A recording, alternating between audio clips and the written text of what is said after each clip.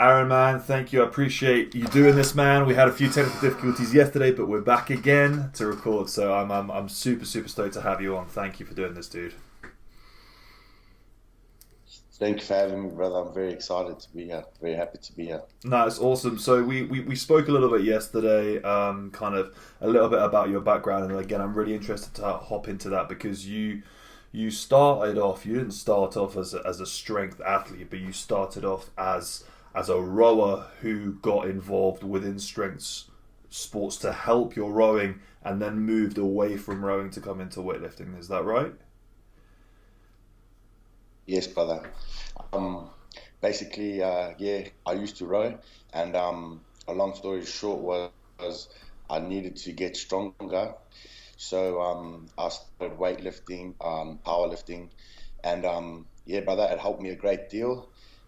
And once I realized that my rowing career was gonna end, and basically I thought, well, this is a perfect time to just carry on weightlifting. So that's how it all started, and So, how old were here I you am now, when brother. the rowing kind of like came to a natural head? Like, what kind of age range were you in?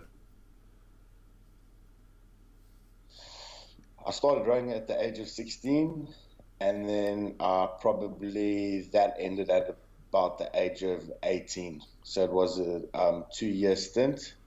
Um, if I could have still carried on rowing, I probably would have, but I just wasn't able to get to the level that I wanted to be at. So, but it's all good. It's all good. Well, it's interesting, isn't it? It's like that whole thing of it's brought you on the path that you're here today. And I know yesterday you were kind of saying and talking about how you kind of wouldn't change anything because it's led you to where you are today.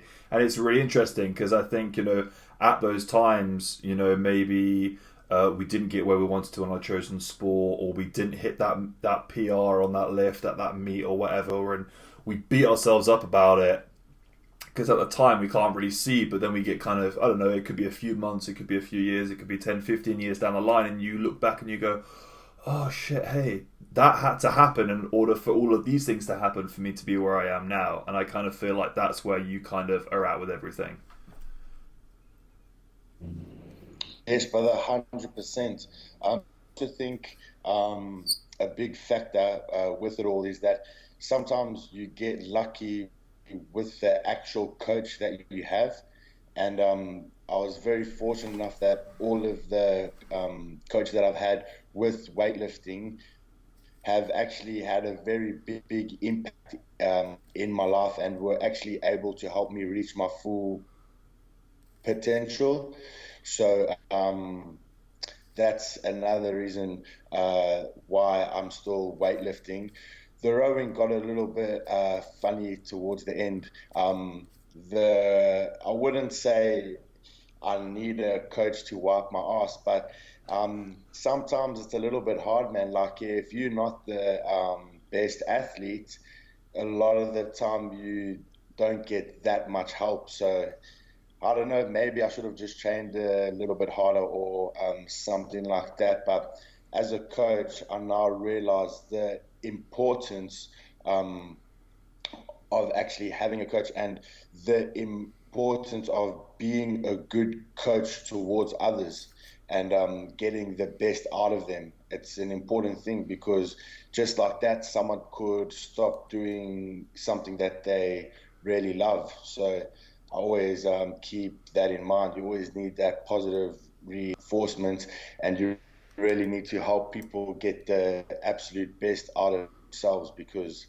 you don't want them to stop training, or just over something stupid. But Yeah, and yeah, it happens as well. Like it's so easy to fall out of the patterns of training, to fall out of love with sports.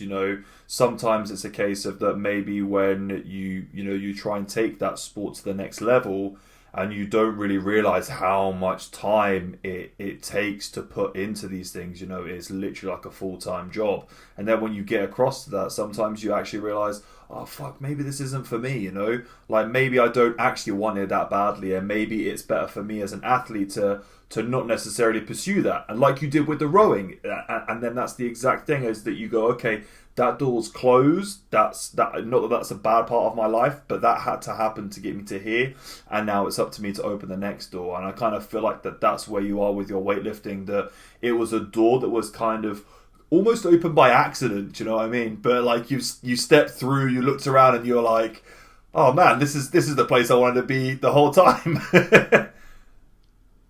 Yeah, that's it, 100%. 100%. I think I learned a lot of great things about rowing, mental toughness.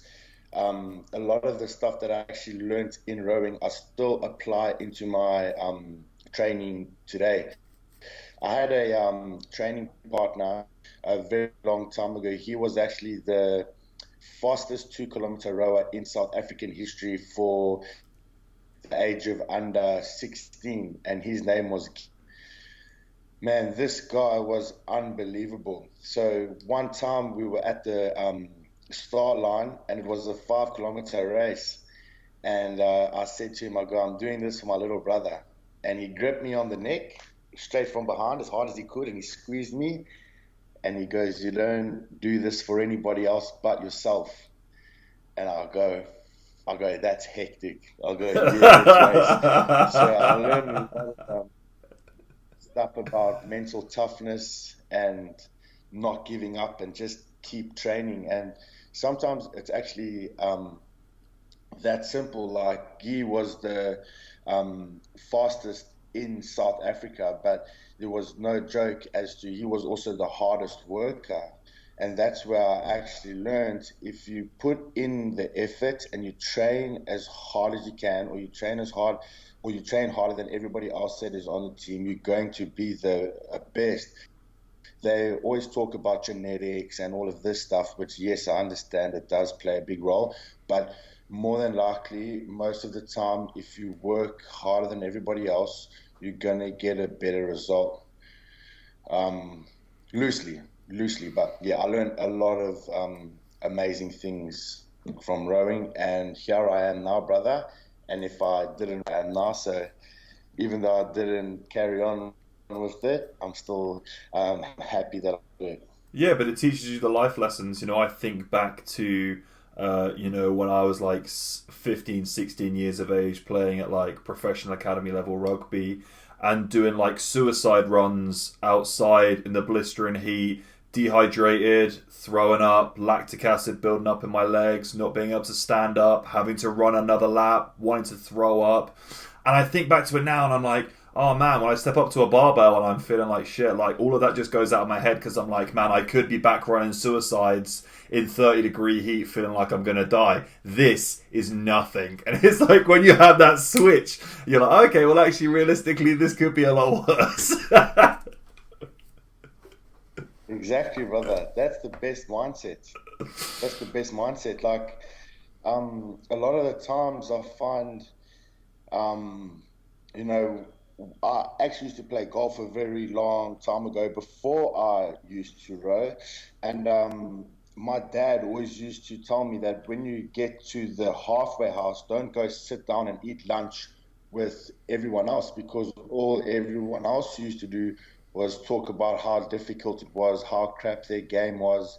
And straight away, you listen to what they're saying, and then instantly you think that you have to struggle on hole number 8 or hole number 15 or whatever it is. And I find happens in the actual gym.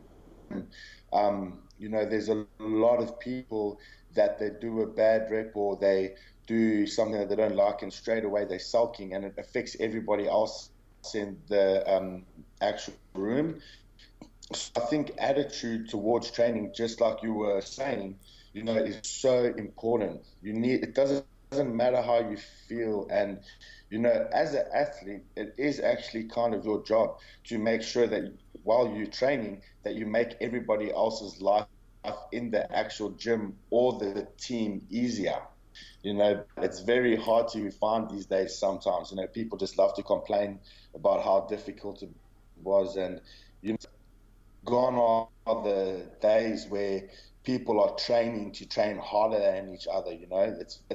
It's very rare in the weightlifting community, so far from what I have come across. But there are actually a few people that I've trained with that have basically wrecked me and smashed me into a million pieces. But yeah, it's very hard to come by people that are very mentally tough, because it seems these days it's just cool to complain about things like, oh, that was heavy, or oh, that was this. But that's not going to do anybody in the gym any favors.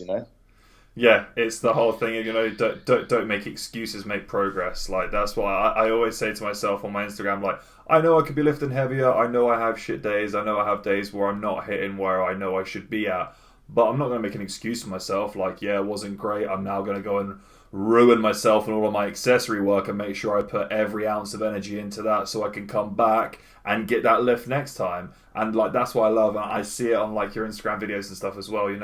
You're underneath ridiculous weight and you might not be able to stand up with it, you might fail the lift, you might do whatever, but you just shrug it off, you'll laugh, you'll say, oh no, it's fine bro, no worries, I'll get that next time, and then you walk away. And it's like, it's such a nice, refreshing way to think about it, because especially with lifting, it's this very kind of like hyper aggressive, screaming, blood, sweat, tears, and it's very, very intense. So when you can break that kind of just that atmosphere and just kind of laugh off and shrug it off, it really breaks the tension. And I think it's really, really nice, because you can see from the environment that you're in that everyone's in a decent training environment. Like, yeah, you're getting shit done, but also like, you're not being super harsh on yourself, you're not pushing yourself down. You go, okay, maybe I didn't get this lift, but I'm going to wait 5 minutes or whatever, and I'm going to come back to it again. And there are videos of you where you've come back fourth time trying to break a lift, and you finally get it, and it's like, okay,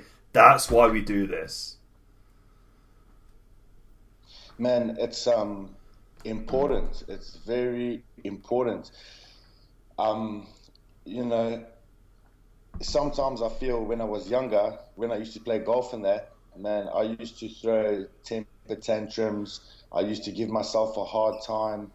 And I think sometimes you actually have to go through that stage to realize how not cool it is to behave like that. And a lot of the times, I'll get the opportunity to train with different people, and you see them giving themselves a hard time, and I don't think they want to come across as arrogant or anything like that, but they sort of have a point to prove, and they miss their lift and they carry on and they're all angry. And then I look at it and I go, holy shit, I do not want to look like that, because the way that I'm looking at this guy, I don't want anybody to look at me like that. So sometimes I'm bloody burning inside when I've missed the lift, but all I do is I pat the weights, have a little bit of a smile, and inside I'm angry, but I don't want to affect anybody else's session. But I guess everybody goes through that stage, and for me, I've just been lucky enough to have role models and mentors around me to teach me and get me out of that.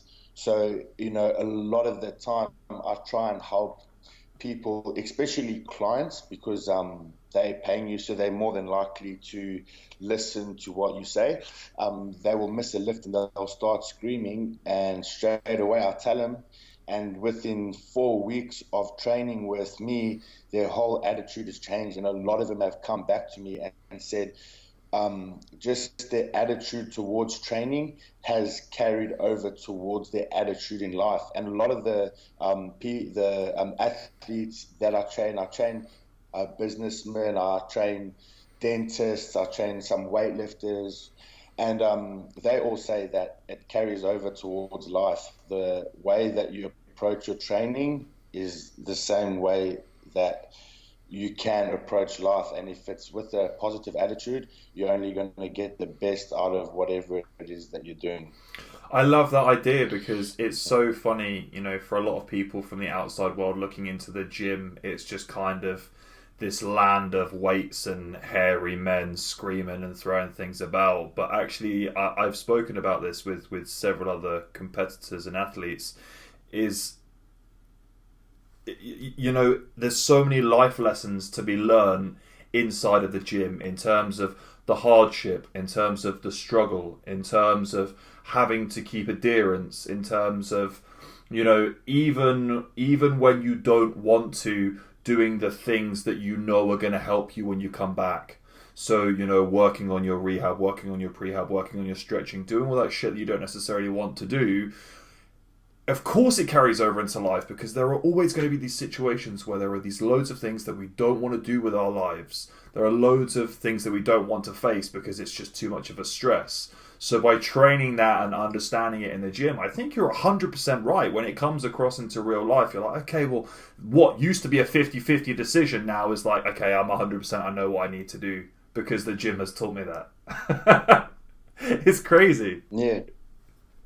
Yeah, it's unbelievable, brother. I honestly believe, and I'm pretty sure it's the same as everything else in life. Doesn't matter what hobby you do, but seeing as though we train, I purely believe that training and getting stronger actually changes lives. Because I mean, it's changed my life, and a lot of the time you get people that come in and they may be a little bit timid, or they may be shy and they're scared, and the way that they put their plates on the bar, their backs all round, and they're struggling to get it on. And then you just train them for like 1 year, brother, and they're putting on plates with posture, they're slamming it on, bro, freaking putting chalk on their hands, and it's like, wow, this is not the same person that walked through the door, you know, and they just start walking around with more confidence.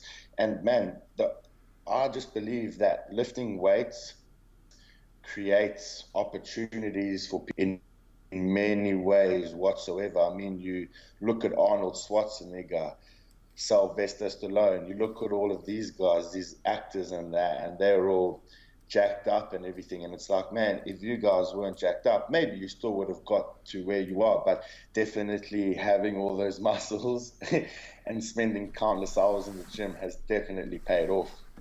But it's also what you were talking about before, you know, Arnold Schwarzenegger, Sylvester Stallone, all those greats that you're naming off, they're all guys that have not only worked their arse off in the gym, but they're all also incredible businessmen in their own right. They have worked day and fucking night to make movies, to get scripts out, to do shows, premieres, you know, those are the guys. And it's just like you were saying, they had all of that ingrained within their brain from that young age of training and putting their body through that and realizing that, yeah, it doesn't get any easier. The tasks just get bigger and harder, and we just have to overcome them.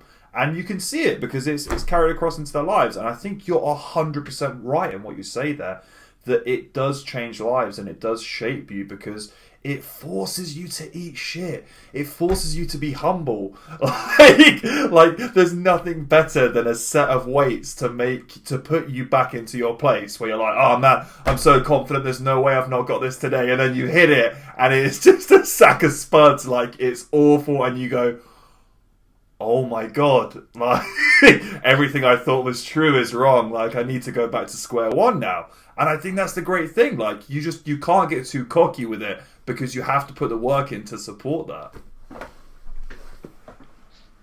So there was a guy who owned a gym that I used to work at. It was called Lift Performance. He's a very knowledgeable guy, and he was actually in the special forces. And one day I went with him. I don't think I should be saying this. He told me not to tell anyone, but anyway, we went to the military base to go help them train.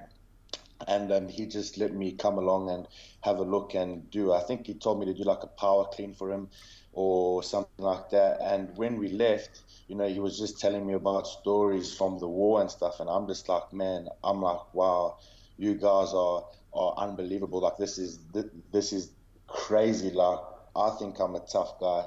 I go, fuck, there's no ways in hell I am after what you just told me. You guys are insane. And he actually mentored me.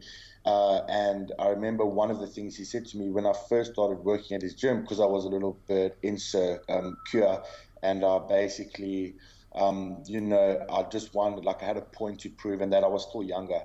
And he said to me, if you walk around like you think you are the man, and you make an error or you fuck up, he goes, that's going to be very embarrassing for you. But he goes, if you just walk around and laugh at yourself and don't think much of yourself, don't care, and you stuff up, he goes, it's not going to be that bad, bro. He goes, it's going to not feel as bad in your heart if you don't really care about your. So Yeah. that was also another very lucky life lesson that I was able to learn. Yeah, So it's yeah, I think it's that whole thing, like you just don't take yourself too seriously. And I think it's really nice as well because in a sport like that you're in, anything within weightlifting, powerlifting, strongman, anything with weights, there's always going to be egos involved. Do you know what I mean? Because there's all these big guys, there's lots of muscle, there's lots of people that have been blowing smoke up people's arse for years and years and years. The great thing is that weightlifting, powerlifting, strongman is it's all black and white. Like you either pick the weight up or you don't pick the weight up. There's no grey area. Do you know what I mean? Like if you get the lift, you get the lift, cool. And if you don't, you don't.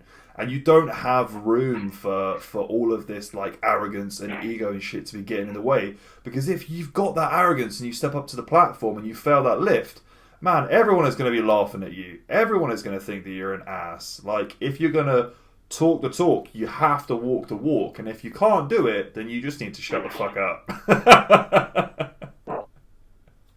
man, it's so true, brother. And when I also a lot of the things that have actually humbled me was the first time. Let me just close the door. That's cool, bro.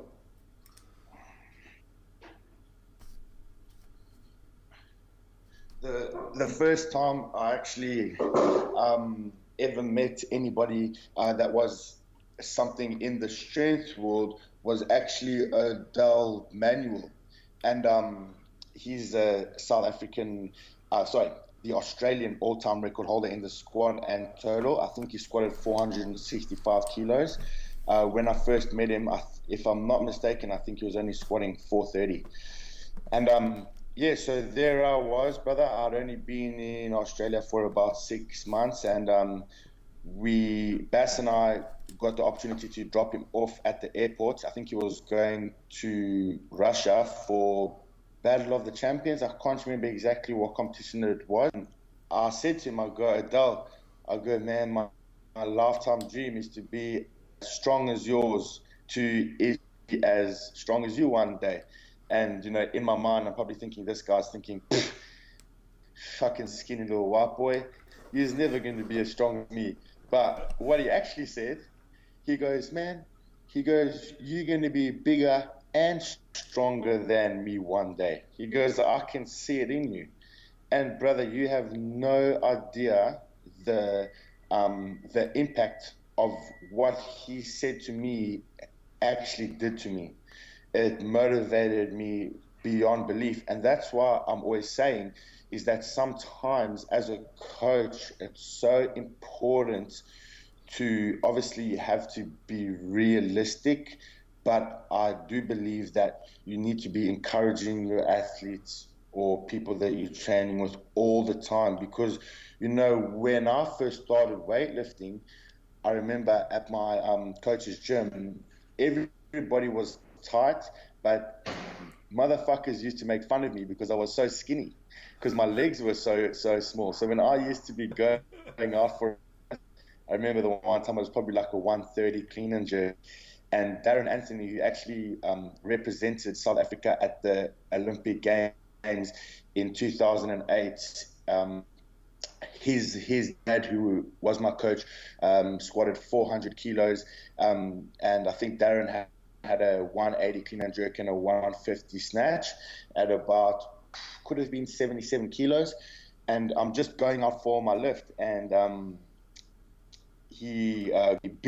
Vienna, he used to call me legs, and it's like, it was all funny. But the thing is, brother, I've been even before that, my high school gym, brother. Everybody used to not make fun of me to that extent, but they would be laughing, bro, because I was the skinniest guy in the gym. But I could tell you something, brother. I was making sure that for every set I was doing 2 or 3 sets. I was working harder sometimes, but I used to be working so hard, like it was just like I don't know about that. Like I used to dream for it, sleep for it. You know what I mean? Like I couldn't wait to actually go to the gym, and you know, with all of that, I was just lucky that the coaches that I had along the way,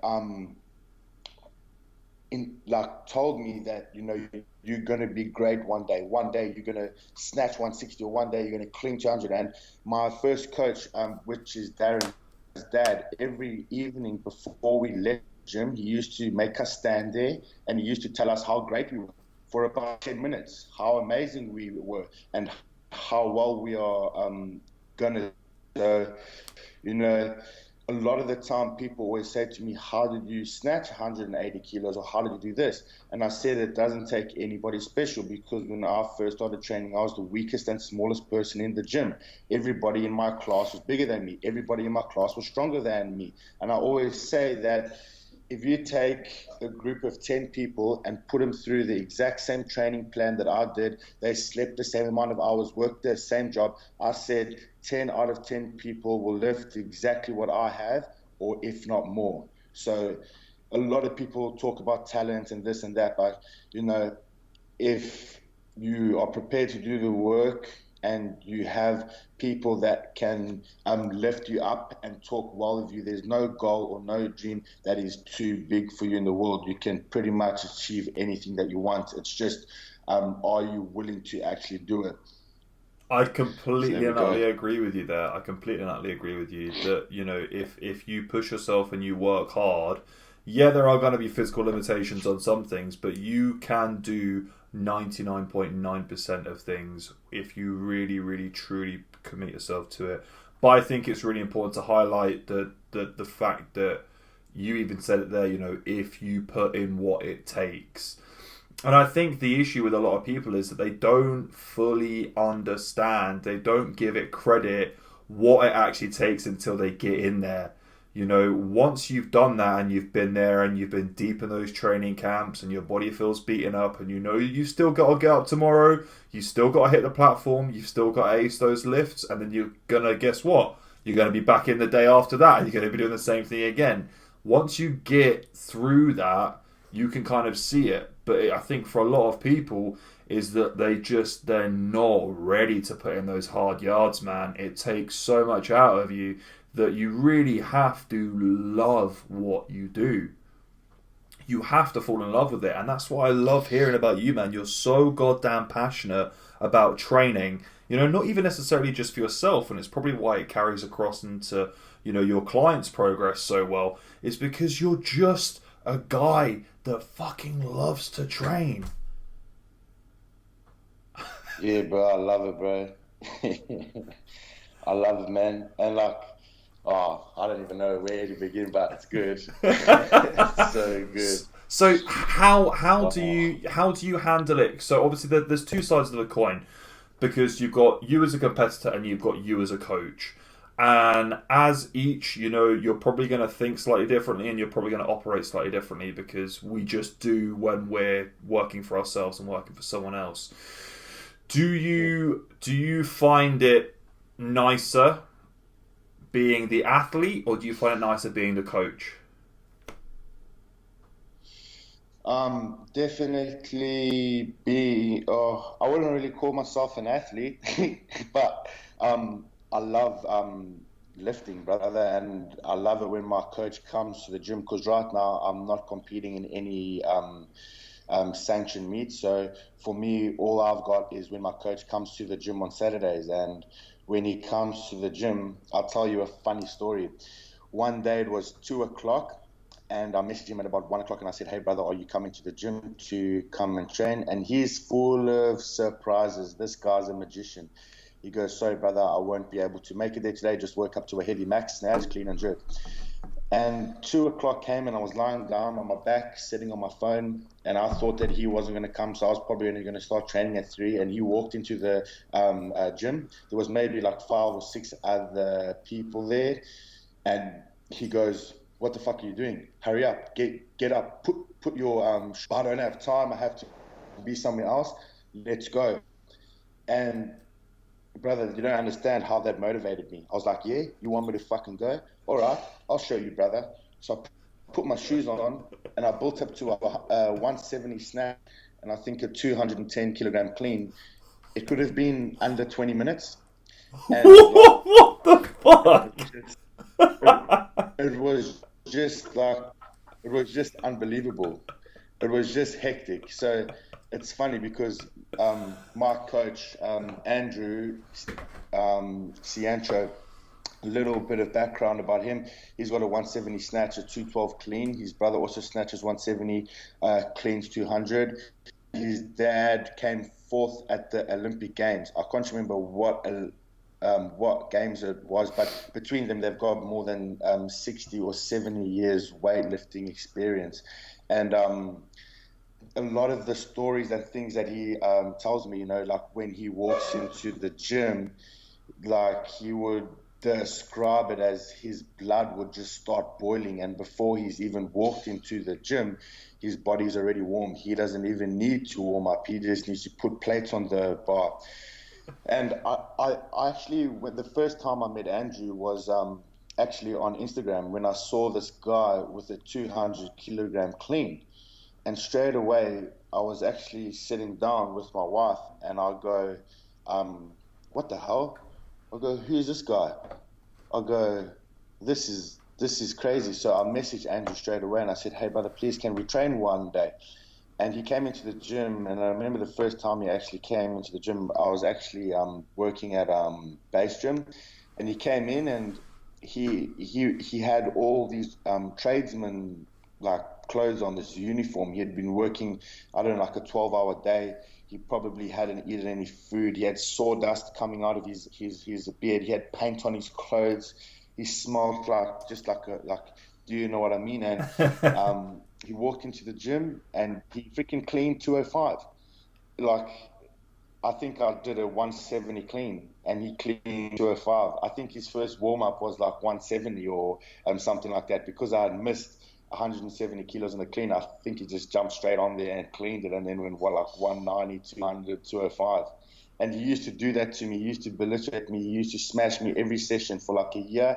He'd come into the gym and most of the time, whatever I had finished on or I had missed, the one time I was doing a 130 snatch triple, but I missed the third rep, he did it with no warm-up. And he'd look at me in my eyes and put down the fucking bar, and that's it. And he'd beat me every single time. So now, him being my coach, when he tells me, okay, we're maxing out, or he goes, this is your training program, I want to impress the guy. Yes, I only do it for myself, but there's still a certain element because I know how fucking tough and how crazy he is, that I want to show him that I can do it. So that's also a very big part of it. And I'm very grateful to actually have him as my coach. And he's just one tough Aussie bloke, So yeah, I love that because it's so amazing as an athlete, the impact the coach has on you in terms of like how you look up to them, how you interact with them, and how you want to be perceived by them. I think back to when I first kind of started out with my training, and I'm coached by a guy called Rob Frampton, and he was the exact same. Like, he didn't take any shit. Like, you did what you were told, you did your training, you worked off, you didn't miss a set, you didn't miss a rep, that was it. And guess what? If you do it, you succeed. But for me, when I'd go down and train there and I'd be like, okay, I haven't hit this lift at all, this is 30, 40 kilos over my PB, but you know what, I'm going to pull it, because if I look up and coach is happy, then I can die a happy man. Like, that's all I care about. If my coach is good, then I have succeeded in my mission. Like, and that's just how it is as an athlete. And I think it's amazing because, of course, you then get to replicate that with your athletes, and you get to portray that, and you get to have that sensation and feeling with them. And I'm sure, like, you're a very open guy, so I'm sure you probably talk about it with them. Like, I'm sure there are many of those guys that have that same feeling with you. You know, when you're standing there and you're watching and you're saying, you know, you're gonna punch that 230 bench up, whether you like it or not. And then when someone does it, they go, and you're like, wow, man, that was incredible. The feeling they get from you being like, wow, that was incredible, it's unlike nothing that they'll ever feel. Like, it's such a great sense of accomplishment and achievement. That's it, man. That's like hooked. Day one, as soon as that happens, it's like you were saying yesterday, like, it's a drug. Like, it becomes addictive, man. Yeah, big time, man. It's when you put in all your hard work, and you know, sometimes you think, why am I doing this training? What's my purpose of doing this? You know, when you sacrifice everything else in life, like. At the moment, you know, I'm 27 years old, and obviously I'm just a personal trainer, and I train everybody from, doesn't matter if you're a 9 to 5, you work 9 to 5, you've never trained before, you're a granny, or you're a young kid, like, it doesn't matter, you need no experience whatsoever, I will train you. And basically, the long story short is, you know, me trying to achieve my goals. There's been many times that I've actually woke up in the morning, I've had 7 sessions, PT sessions, I've had to train twice, I've had to eat 6 times, and I've had to cancel sessions. There's been days where I knew I was maxing out on Saturday, and I know it's probably not ideal, but Thursday and Friday, I go, sorry, I had maybe 7 sessions on each day. And I'll go, I've got to cancel that. That's like $1,400 just so I can sleep, come in and max out on Saturday in hoping that one day that I can snatch 200 kilos and hopefully make something of myself, you know, maybe open a big online weightlifting training platform. But for me, many people don't understand. They're like, why are you doing this? Why do you sacrifice everything else in life? You know, when you go and train and you get home, on most nights, you're getting home at like 10 o'clock at night, 11 o'clock at night, and you wake up 6 a.m. in the morning and you don't even get to see your wife or your family. It's been like that for most of my relationship, where, you know, my wife fully understands. You know, she goes, I would rather you go and train and come home late at night and not see me and achieve your goals than come home and sit down in front of the TV, spend good time with me, so that you don't get to where you need to be. It just comes down to sacrifice, you know.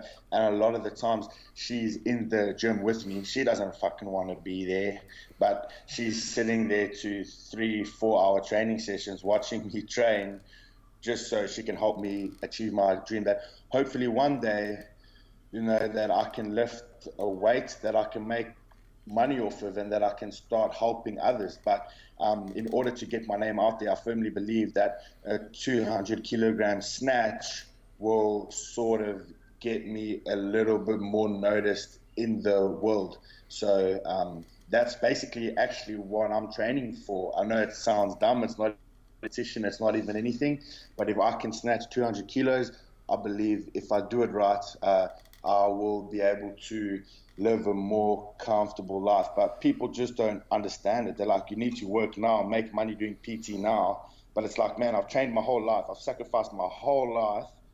I'm 12.5 kilos off of this 200 snatch. There's no fucking ways that I'm stopping or listening to any of you guys that have no idea what it took me to get here to just stop. You know what I mean? So, man, it's just sacrifice, brother. It's just a big sacrifice. But it's also the people that are saying that, those naysayers, they are also people that have not necessarily needed to sacrifice anything in their life to achieve a greater goal.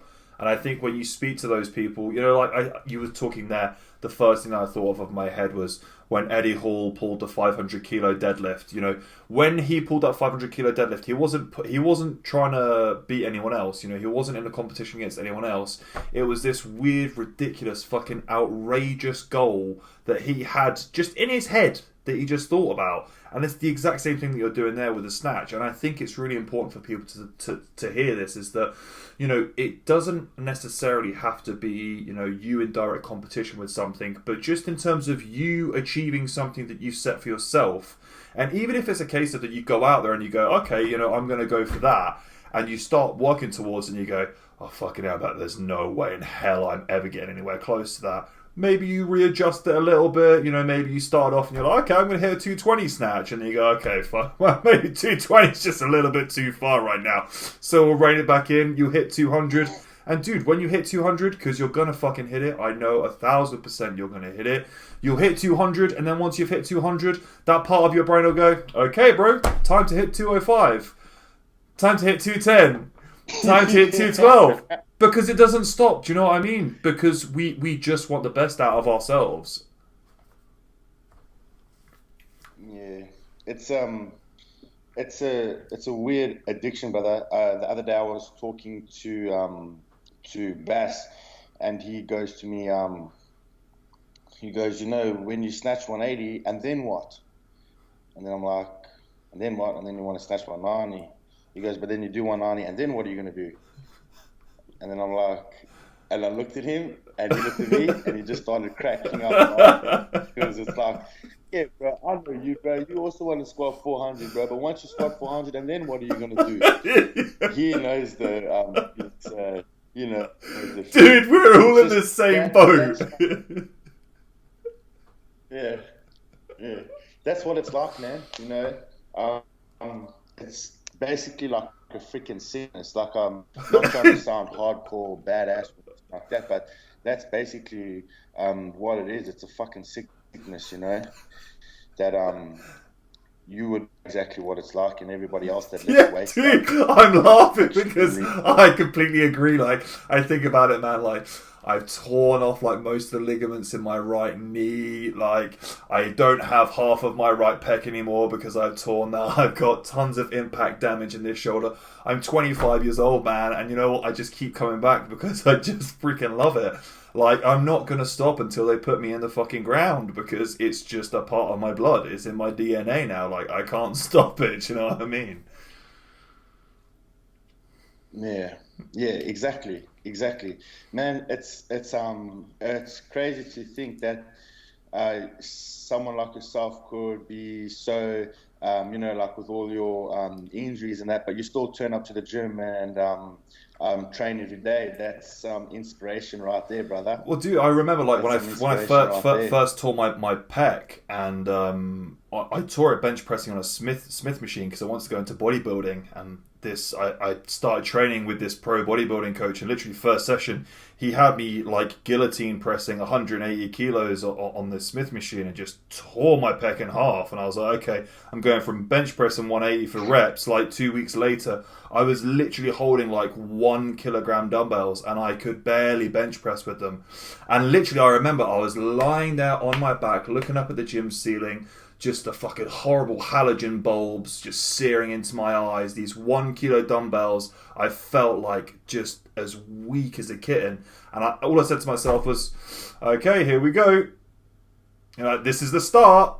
Like, if I want to get back to benching 180, like, not doing this is going to help. So I'm going to have to fucking suck it up.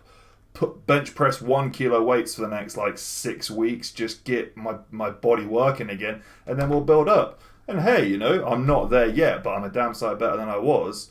But it's that whole mentality of, okay, if you want to get back there, then you have to be willing to put in that effort. And it's like what we said earlier, you know, for people like you, it's in your brain. Like, there's no way you're not going to do it because you're so switched into that. And if you don't understand that mentality, then you can't understand that mentality.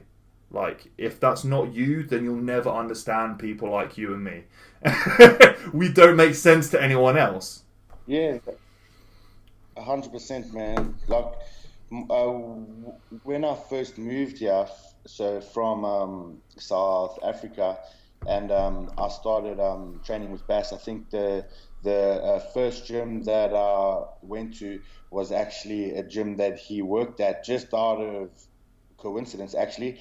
And he told me, he goes, if you want to train, brother, I'll make you a training program and all of this. And I'm like, no way, this is unbelievable. He's like, free of charge. All you need to do is come to the gym for 45 hours a day, and you need to train yourself. So we used to do like weightlifting in the morning, and then I wouldn't say powerlifting, but deadlift, bench, squats, dumbbells, all of that. We'll do that in the evening. Um, and basically, brother, I was training 2 times a day, 4 to 5 hours a day. When I first got here, I hadn't seen my dad in about 3 years, and all I used to do while I wasn't um, while I wasn't training was come home and sleep in my room. Like my dad used to come in and his girlfriend open up the doors, the windows, shake the bloody sheets and go, bloody hell, get up. What are you doing? And I'm like, nah, nah, nah. They're like, are you on drugs? Is that what it is? I'm like, no, it's just I've been training. I'm smashed. And for like 1.5 to 2 years of just living, that's all I do was sleep. I didn't care about working. I didn't care about anything else. And, my dad wasn't a big fan of it at all. And one day when I went to compete in weightlifting, it was in the 105 kilogram weight class in Australia. I was lucky enough to get for 2017 the biggest total in the 105 kilogram weight class, which was I think a 337 total, which is actually not anything to look at all in the grand scheme of things if you're talking about national level. But anyway, my dad came and watched that, and then all of a sudden he was all for it. So it's like, for 2 years you were telling me, why am I doing this? Stop doing this. Don't worry about this. And then I did well in a competition, and now you love it. So I don't know, bro. But dude, like, how amazing is it that you went against that? Like, you went against every natural instinct of like going against what your dad's saying. Your dad's saying, why are you doing this? For so many other young people that are listening out there that have that influence of like a parent or a guardian or like a wife, a girlfriend, their loved one. If you have that in your ear, you really, really have to be that next level to be like, nah, like, I know you have your opinions and I know that you don't like this, but to have that vision at that age, I think is something that's really amazing. And to be stubborn in a good way enough to stick to your guns, to be like, nah, pa, like, I'm going to see this through. Don't worry about it. I know you've got your doubts, but I know what I'm doing. And then for you to then go out there and handle it and be like, look, this is why I've been doing what I'm doing. Like, it's the perfect argument for him to be like, right, okay, this makes sense now. Exactly, brother. And sometimes along the line, you actually do get people that support you and encourage you along the way because they understand. And basically, I just like to, I don't know if I call it a shout out, but one of my best friends, it's a long story short, he actually owns a CrossFit gym, which is in the city. It's it's probably one of the most exclusive CrossFit gyms going around Australia. It's going to sound a bit biased because I work there, but this guy his business model is unbelievable. Like that gym, the vibe, the way it's set up, it's next level. But I'll just tell you something that he actually did for me one day. So he lets me work there. I don't have to pay any rent. He sponsors me food, so I can go to the fridge and they have these a food. It's called My Body Fuel. It's like specially made for athletes and that. I can take as many of those out of the fridge as I want in a day. He lets me have as many Powerades, Gatorades from the fridge, Red Bull, as many as I like. And he supports me, and like I don't even think he knows how much that actually helps me as an athlete, not having to make food or anything like that. Well, my wife makes the food, which that's another person who actually I wouldn't be where I am right now if wasn't for her. And back to Dean. Basically, one day I went up to him and I go, Dino, I'm buying myself an Eleiko weightlifting bar. He goes, why do you want that? I go, because I want to snatch 190 kilos, and I reckon it would make my life a little bit easier. Even though a bar is just a bar, I just wanted an Eleiko bar. And he's like, yeah.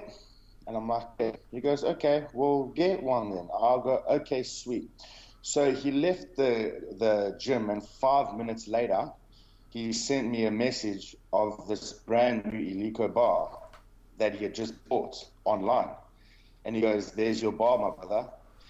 And, sometimes you just train and you train and you train and you don't get anything out of it. But just stuff like that, having people that support your vision, every day when I walk into the gym, is like, do you want only snatch it? Did you want only snatch? And just to have somebody, you've got your coach, you've got your wife, but every single little other person that is actually helping you support your dreams, I just don't think they actually understand the impact that it actually has and how much it actually helps. And this is a sport that you just physically can't do by yourself. You need people there to help you along the way. It doesn't matter how it is, but it's almost impossible to do it by yourself. You need a team, Yeah, it's strange because it's such an individual sport. When you're up there and you're on, you're on the platform or you're in the arena or whatever it is. You're there by yourself, and only your performance at that time can reflect your hard work.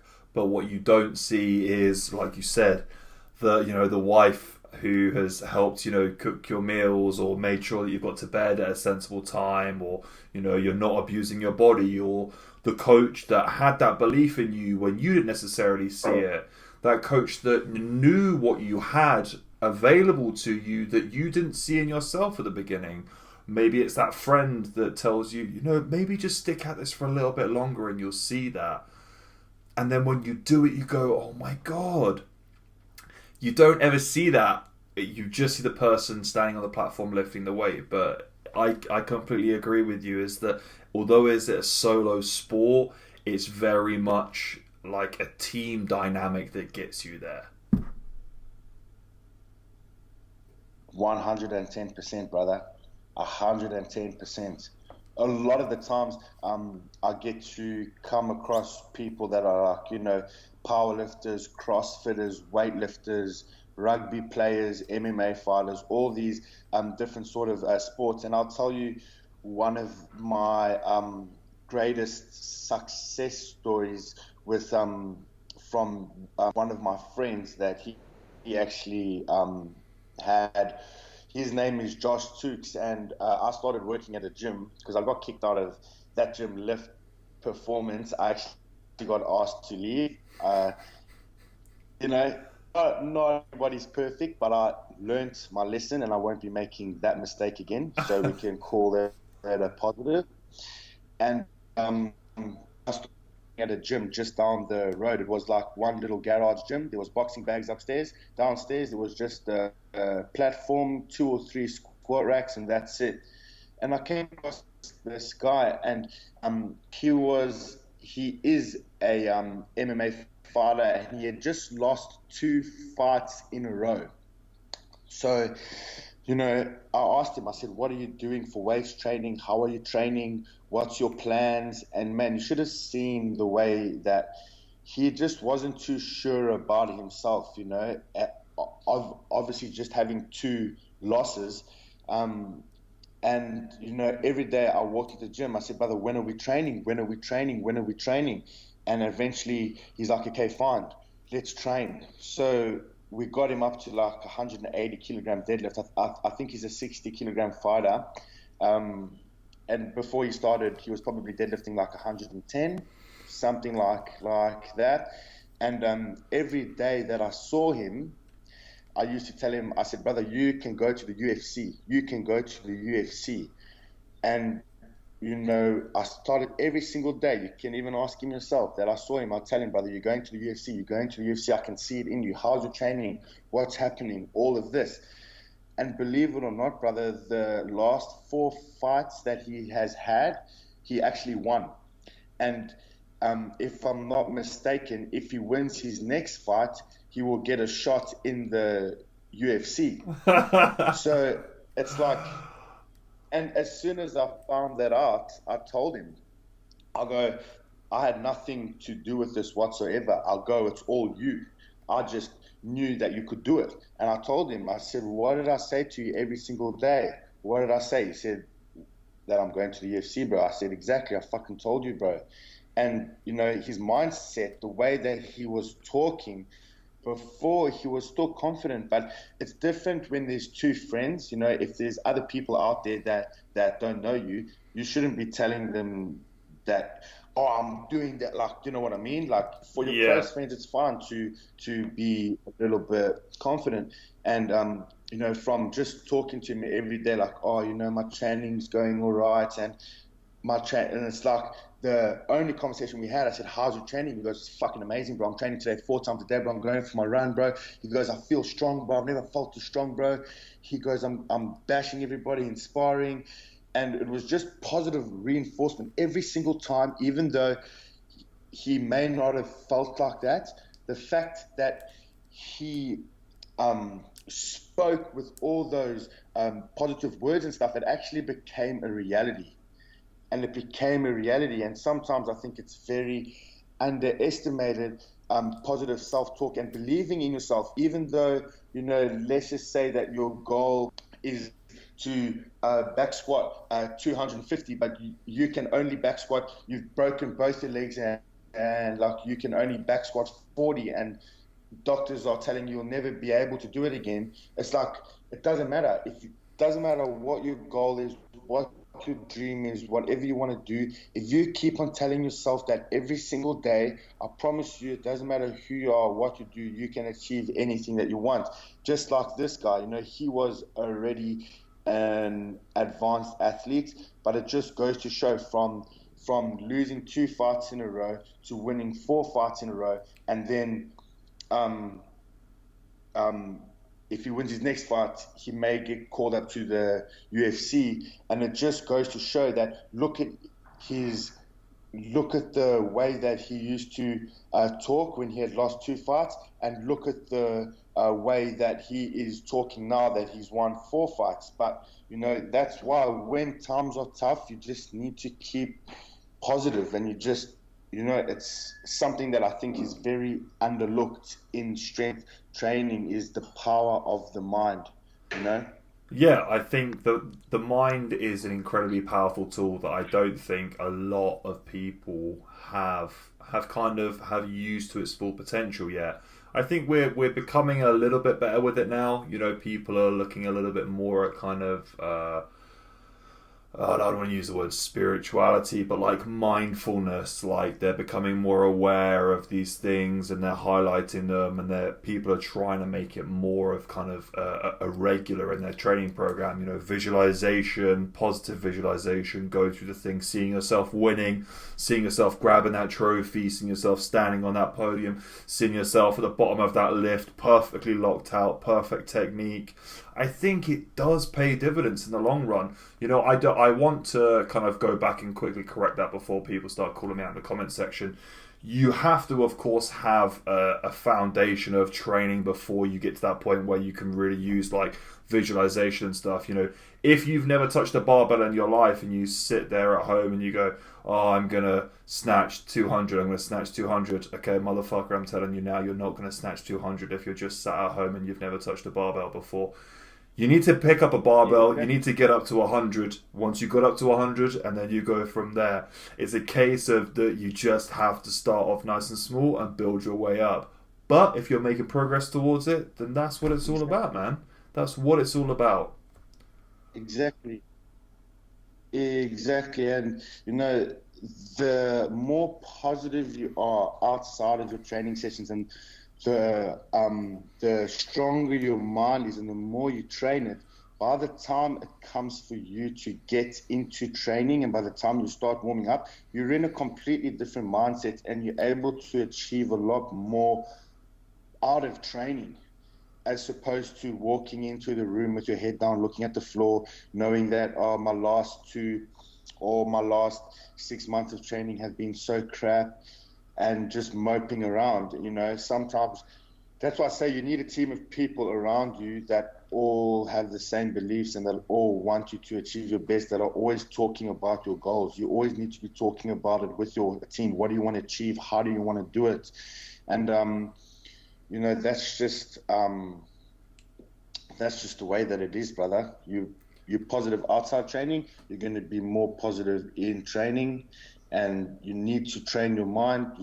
Sometimes you just need to harden the fuck up as well, just need to walk into the gym and give your best effort. It's the same as, like, let's say that you're doing you're playing PlayStation or whatever it is, and you're doing like a game where you race cars, and you're coming 10th, and everybody's overlapped you, and you decide, I'm just going to restart the game and go again. When people do that when they train, because the first part of their session hasn't been that good, they immediately stop and they give up. But, I know it's going to sound cliche, but that's the time that you should go outside, fucking splash some water on your face, come back in and train even harder, because that's going to be the difference to the 140 snatch or the 150 or the 150 snatch, is pushing yourself beyond what you think you can do every single time you come into the gym. And it all starts with your mindset, Yeah, it's so funny that you said that, because I think about things now, and I think about my own training, and when I'm kind of obviously I need to hit certain lifts every single week when I'm kind of progressing towards a competition and what have you, and I always get so scared of myself if I don't miss a lift. Not because of what my coach is going to say, not because of what people on Instagram are going to say, not because of any of that shit, because I know if I've missed that lift, man, I am about to kick the living daylights out of myself when I come around to my accessory work. Like, as soon as it comes on to accessory work, I'm like, motherfucker, you failed that lift. There is no way that you are walking out of here with an ounce of energy left. Because you failed that, you have to work 3 times as hard as you would have done anyway, because you have to make up for that. And I walk out of there, and yeah, I might have felt shit after that lift, and I failed it, but once I've done all of that other hard work and I've pushed my body and I'm absolutely dying and I know I can't have done any more, then my job is done. Like, and I can leave the gym happy as Larry. Like, I could have been so fucking miserable after that failed lift, but when I leave at the end of that session and I've given everything, man, I literally couldn't have been happier. Exactly, brother. Exactly. It's very easy to continue training hard when you're having a good session or you've had a good day, but that's not what makes you the best that you can possibly be. It's the days that you're having a bad day, or it's the days that it's not working, and it's the days that those are the days that you focus more than ever to make sure that your technique is on point, that you're moving well, that you've warmed up properly, you've had all your meals. A lot of things are in your control, believe it or not.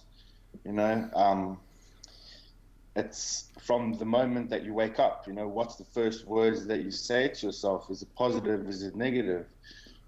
When you walk into the gym, is it time to fucking train, or is it time to sit on your phone? Or, these are all decisions. Like, that's why I say it turns over to life. It's exactly the same as life, the work you put in is what you get out. It's just that simple. It's true, yeah, and that's anybody it. can do it. It doesn't matter what the goal is,